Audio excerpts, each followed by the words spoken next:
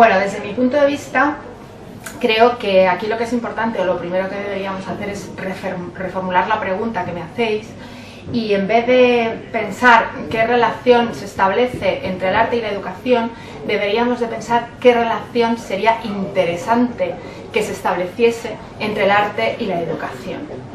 Porque la realidad es que hoy en día el arte y la educación están totalmente separados. La realidad es que hay una enorme brecha entre ambas disciplinas.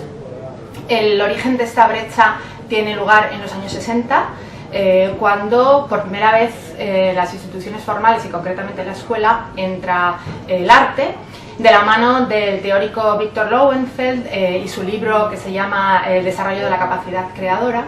Entonces Lowenfeld tiene un posicionamiento con respecto al arte en la escuela mediante el cual el arte no es para nada un vehículo de conocimiento, sino que tiene que ver con la autoexpresión creativa del niño. ¿Qué ocurre aquí? Pues que el mundo del arte profesional, al ver estos presupuestos, se retira y decide que no quiere saber nada de la educación en los contextos formales. Esta es la causa de esta brecha, y esta brecha lo que produce es que hay una gran asimetría entre la educación y el arte, y no voy a decir quién o cuál de las dos disciplinas está una por encima de otra.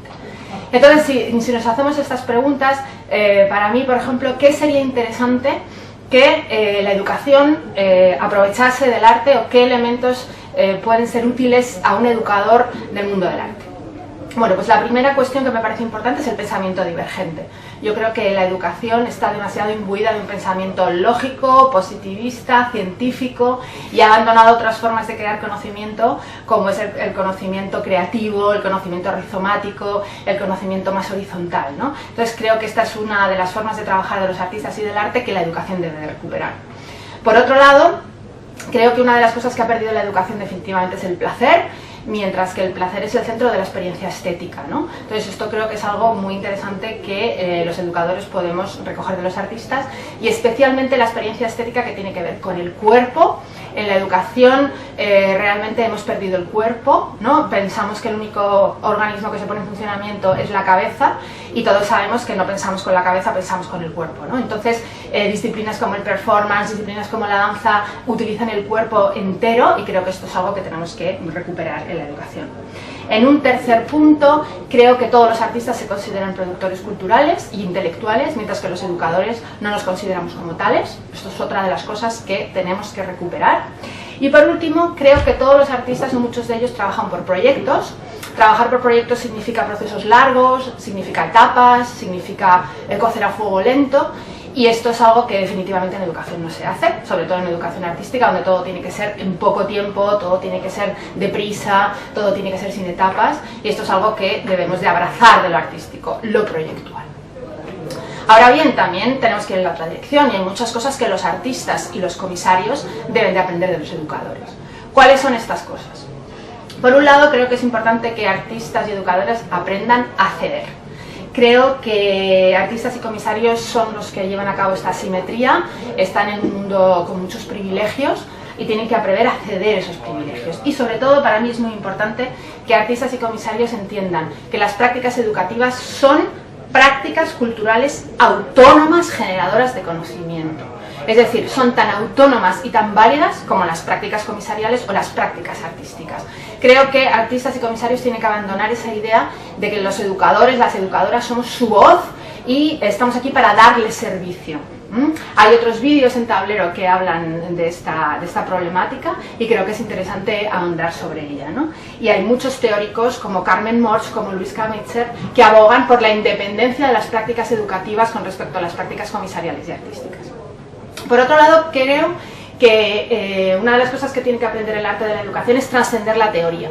No, el arte muchas veces se queda en un elemento propositivo, pero tiene poca incidencia en la realidad social. Entonces, cuando cogemos la educación y la mezclamos con el arte, lo que ocurre es que esas prácticas son cambio de relaciones sociales, ¿no? Y son un motor de cambio social. Para responder a esta pregunta voy a hacer referencia a un término que me gusta mucho de la filósofa española Marina Garcés, que es el término de honestidad con lo real, ¿no? Mediante este término ella se refiere a la necesidad de estar en consonancia con las características de nuestro propio tiempo. Y yo creo que lo que ocurre ahora mismo en la universidad es que la universidad ha perdido la honestidad con lo real. Es decir, la universidad, en líneas generales, es una institución que está cada vez menos vinculada con lo real, debido a que lo real realmente va muy rápido y tiene muy pocas conexiones con lo que está ocurriendo en el exterior de ello, ¿no? Si esto lo llevamos, como me pedís, a un elemento concreto, a una facultad concreta, que son las facultades de arte, creo que las facultades de arte están muy pocas conectadas con la realidad social y con un elemento clave de la realidad social. Y este elemento clave es que aproximadamente el 80% de los egresados de cualquier facultad de artes van a dedicarse su futuro profesional a la educación. Entonces, ¿qué debería de ocurrir? ¿Qué deberían hacer las facultades para conectarse con este elemento de la honestidad de lo real? Bueno, pues lo primero que hay que hacer es aceptarlo, es decir, nuestros alumnos van a devenir en educadores.